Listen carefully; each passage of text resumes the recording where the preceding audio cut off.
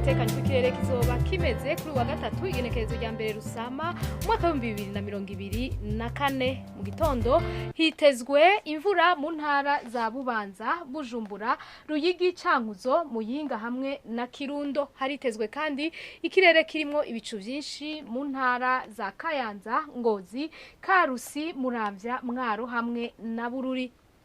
Mu zindi ntara hakaba hitezweyo ikirere kirimo izuba n'ibicu bike bike.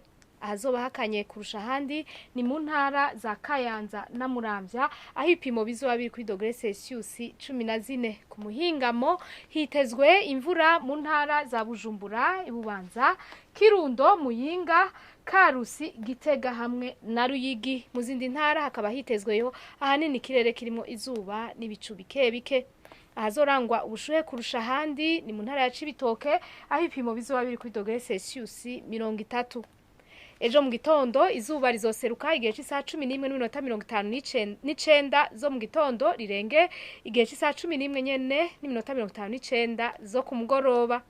Amakuru atekanye ikirere agarukiye ngaha mu yateguwe n'ikigo ca Ijebu kijejwe ivy'ibirere, Nadia Ndayizenje nabashikirije mwakoze kuyakurikira.